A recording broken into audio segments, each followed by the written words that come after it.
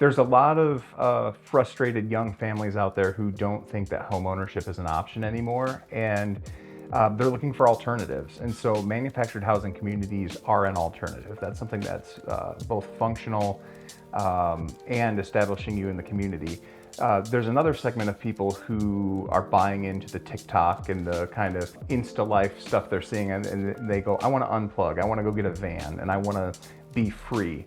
The trouble with that is you're not becoming a part of any sort of real community other than something that's online. When you move into a manufactured home, into a community, you have neighbors, you have a life, you have a job, your kids are going to a school, you become deeply rooted within that community, and so you're establishing something. When you throw your hands in the air and say home ownership isn't for me, I'm gonna go buy an RV and I'm gonna travel around the country, that is fun, and a lot of people do that for a certain period of time, and it can seem very freeing at first, but I've been in RV sales for a good amount of time, and I know that most people get back out of it because there is no stability in it. It's not the same thing year in and year out. Your safety is always a much bigger concern than what you realize at first. The not knowing day to day how things are gonna be.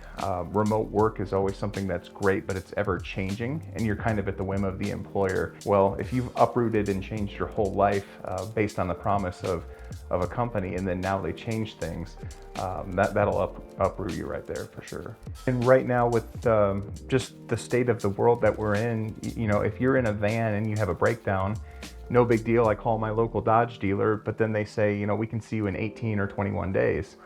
Gosh, if it's a car, you can put your car on hold, you can go rent one, you can take an Uber, there's different alternatives that you have, but when you're using it day in and day out, you can't afford to be out of commission for 18 days because you can't press pause on life. So it's not the same thing, even though a lot of people equate it and they go, well, I'm spending $1,800 a month on rent and I could be in this RV for $890 a month. So right there, I'm already winning. It's like winning depending on what your goals are. The need for affordable housing today is like, I never would have imagined it would be this high. Today, we can sell a brand new 2-3 bedroom, 2-bath house to a working family. They have their own private yard, they can have a dog, they can have a barbecue, they can park right in their yard, they don't share walls with anybody, and their total monthly costs will be significantly lower than that same footprint or square footage of an apartment in that neighborhood, right? And so it offers a much higher quality of life while at a lower price. The value that's created in home ownership is so much higher than what you get as a rental.